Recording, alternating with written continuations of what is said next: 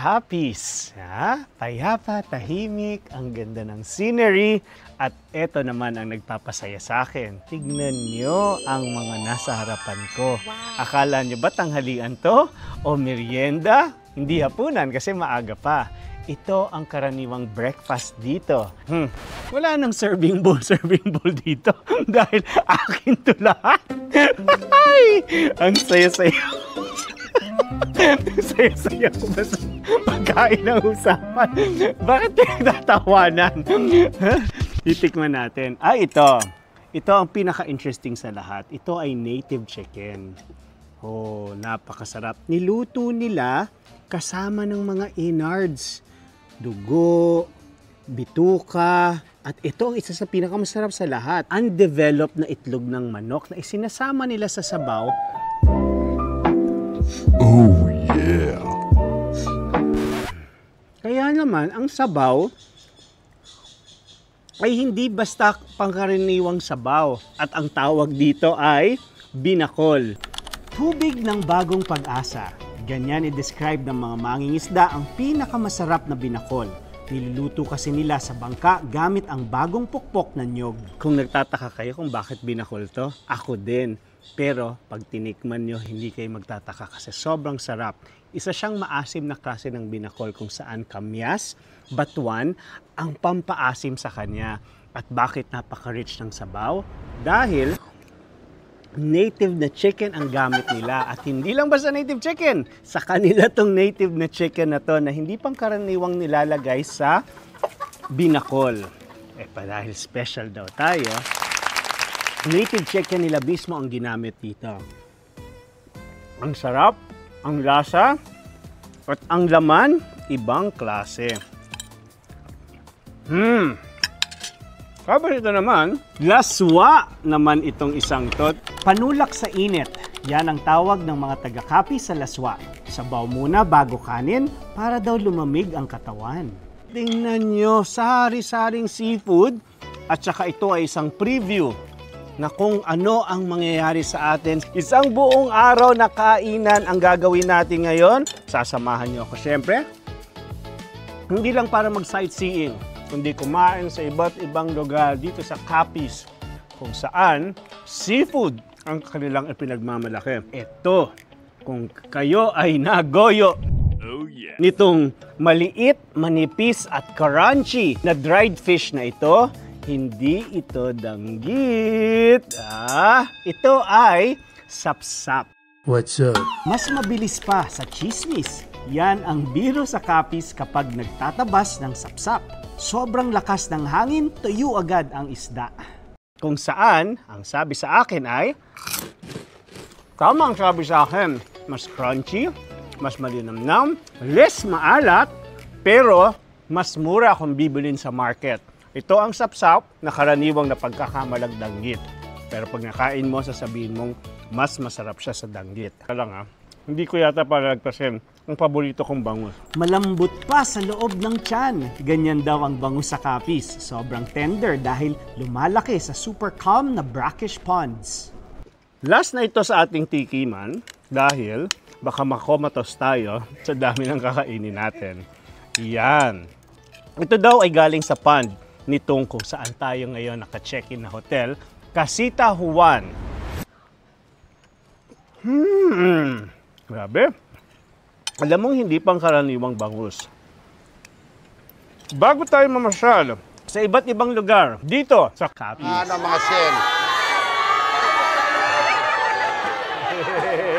Gusto kong ipakilala sa inyo ang isa sa pinakamagandang hotel dito, Casita Juan, kung saan matitikman nyo ang masasarap ng mga pagkain na hindi karaniwang sinaserve kung saan-saan. Dito na kayo mag-check-in sa Casita Juan. Isang masarap na kainan, kwentuhan para makilala ang napakagandang Capiz. Tara, let's bagets! Wow!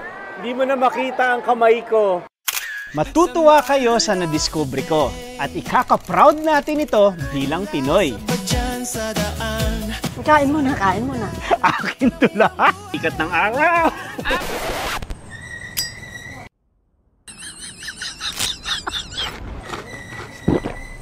Kasi pag maganda daw, masarap magtimpla. Eh, ang ganda-ganda mo. Ay, salamat. Ano ka ba? Ako lang to. Yung krusan. Ayan, oh. Ay, nag-ahay sila sa inyo, oh. Samahan niyo akong maglibot at kumain dito sa seafood capital of the Philippines, Rojas City, Capiz. Buksan ang bintana, tanawin ang buhay, ang kwento ng pagkain. Dito nagsisimula.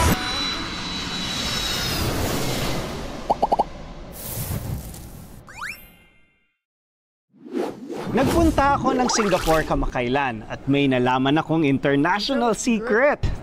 These crabs goes in kilipus. Really? We get them out carb for Philippines. Naku! Nang narinig ko ang sinabi ni Paul, mukhang masarap ang susunod nating lakbay. Kaya naman pag-uwi natin, pumunta tayo sa seafood capital of the Philippines. Ito na. Maraming salamat. Ito na. Sige na. Kain na tayo. Kilalanin natin ang superstar na crab ng Pilipinas at alamin natin ang biyahe niya mula dagat papuntang hapagkainan. Tignan mo naman, di ka ba matakam dyan? Kaya naman in this crab episode, nyam nyam nyam nyam nyam, mabubusog ang inyong mga mata at magugutom tayo. Tara na, puntahan natin ang origin ng lahat. Ang mga sikat na seafood restaurant sa ibang bansa, dito kumukuha ng crabs. Alamin natin bakit seafood capital ang Capiz. Ang mission natin today, hanapin kung saan nanggagaling ang mga international superstar crabs ng Pilipinas. Bakit ba dito sa Capiz nagsimula ang mga seafood na hinahabol ng ibang bansa? Samahan niyo ako sa Lipunan Market. Nandito tayo kung saan lahat ng mga seafood na nakukuha nila mula sa fish pond at saka sa garagatan. Kasagaratan daw? Dito nyo makikita kung gusto nyong bumili ng retail, patingi-tingi, magpunta kayo dito sa Lipunan Market. Hello, anong pangalan nyo? John Tet. Junpet. Yung babae, sir. Ito, Babae na may DJ. ito daw babae. Kitang-kita natin yung taba, Oh, no? hindi, oh.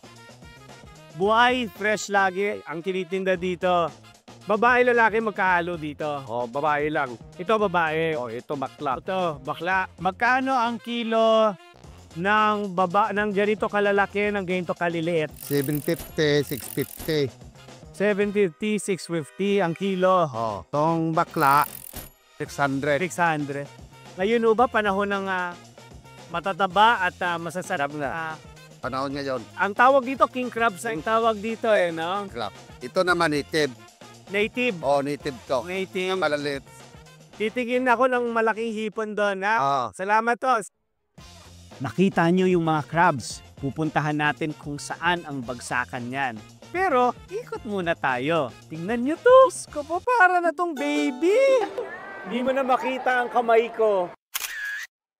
Diyos ko po, pag nakaswimming ko to, hindi ko alam kung tatakbo ata na ako. Bye-bye! Bye-bye! At eto na, Blue Crab, Blue House. Kanina, doon ang bilihan. Dito, malalaman natin paano piniprepare bago i-export. Malinis ang tubig, maintained nila ang Philippine crab na pang-international ang lasa. At nalalaman natin na marami palang klase ng crabs na pambato depende sa type mo. Gusto mo ng madali matanggal ang laman? Blue crabs, stone crabs ang kunin nyo. Anong tawag dyan? Stone crabs. Stone kasi kulay bato. Pero hindi lang yan. Marami pang klaseng crabs tayong madidiscover sa dulo ng video na to. Ito yung krusan. Ayan, oh.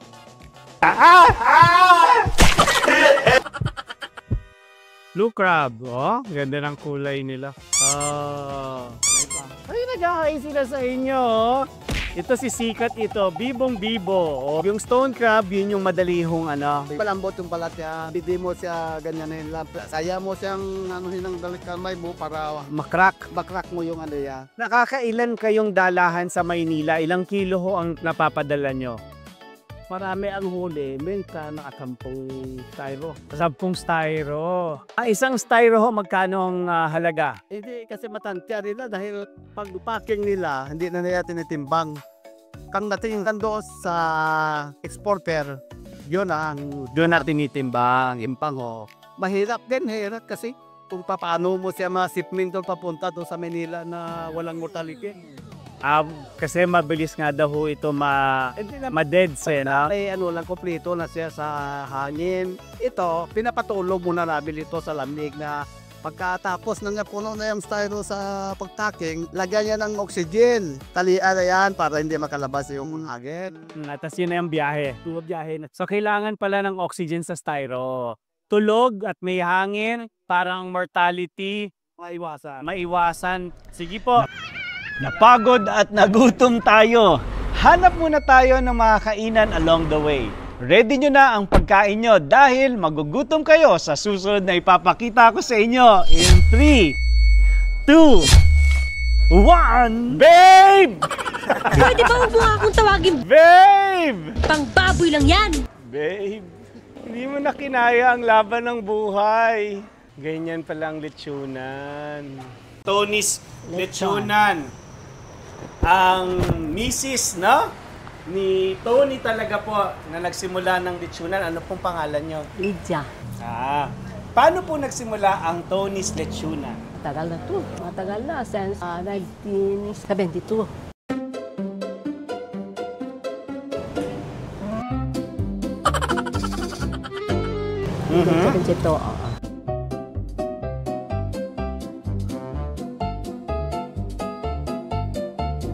Kain mo na, kain mo na.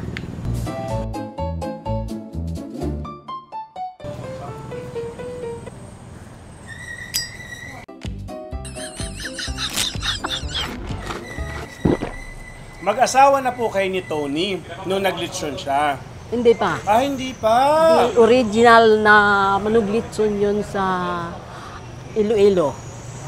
Si Tony po ay originally taga Iloilo. Oo. Tapos pumunta po dito. Yes. Kayo po ay taga dito. Yes. Ay, nabigani yata. Nga gandahan. So bumiyahe po dito. Oo. Paano po kayo nagkakilala?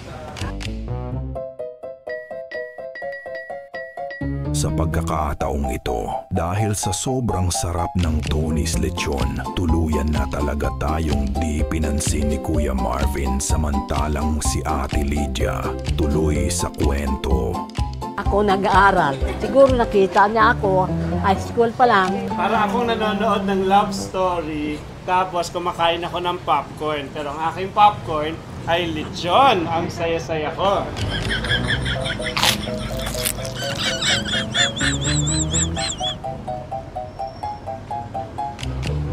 Kain muna, kain mo. Nakakailang lechon kayo pag maramihan? Araw-araw isang lechon lang. Isang lechon. Hindi kayo nagdadalawang lechon.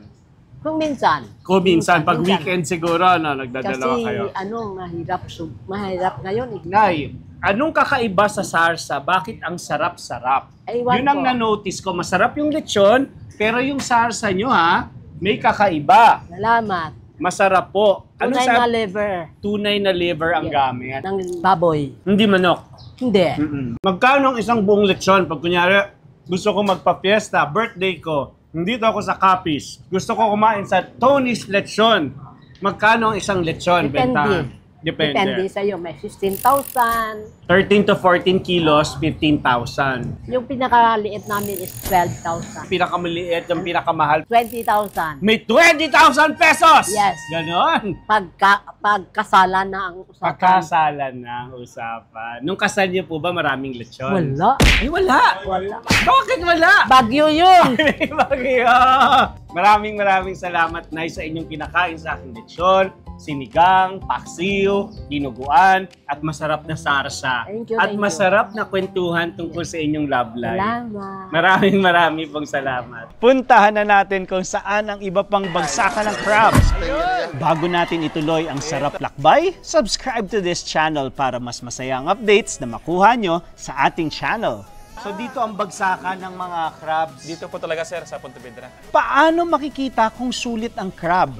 Silipin ang shell para makita ang alige. Ayun. So, mula dun sa mga pond o sa open sea, nandito to ngayon, saan ang punta nito? Dito sir kinukuha ng mga exporter papuntang Manila na.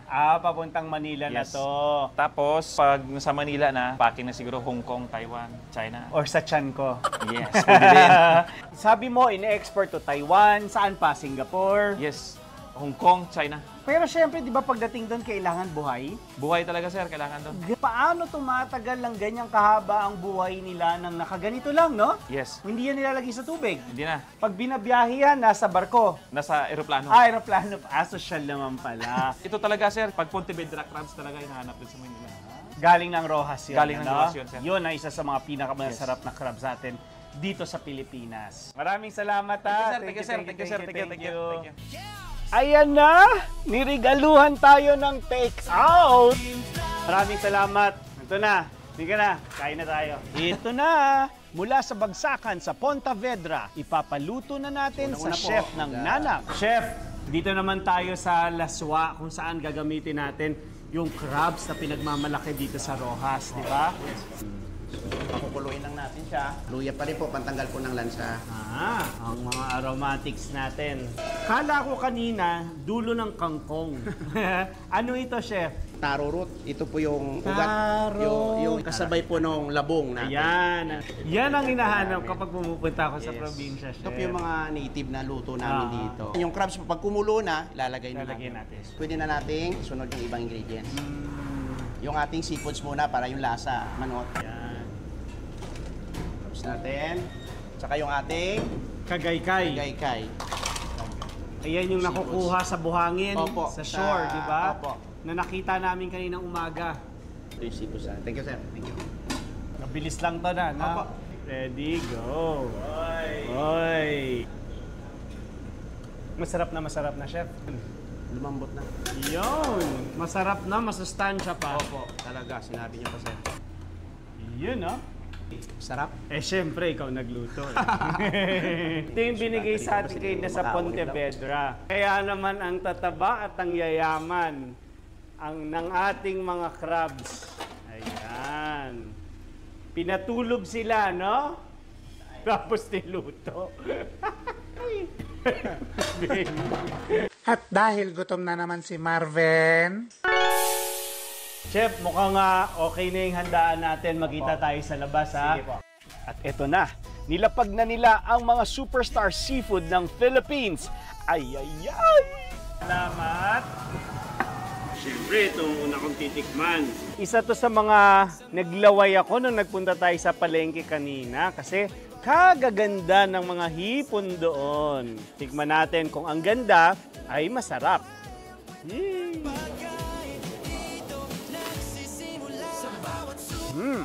Masarap. Isang nagpasarap sa kanya, yung ihaw. Alalasahan mo yung sarap ng charcoal grill. I am so happy. Siyempre dapat, tikman ko din to. Ito naman ang version ni Chef na kaninang breakfast, isa din to sa mga kinain natin, di ba? Ang sarap ng sabaw. Napaka-refreshing. Ramdam na ramdam mo talaga yung sarap ng pagkaing probinsya. Ibang klase. Sa lahat ng kinain ko dito, isa yata ito sa napakasarap. Of course, ang sarap ng luto, pero dahil napaka-fresh ng mga ingredients, ng mga produce ng seafood, lalong sumasarap ang pagkain. Siyempre, ang ipinagmamalaki talaga ng kapis ng Rojas City ay ang crabs. Oh! Grabe! Ibang klase. Pwede ba naman itong kainin ng walang rice? Sandamukal na kanin. Oh yes! Ulala!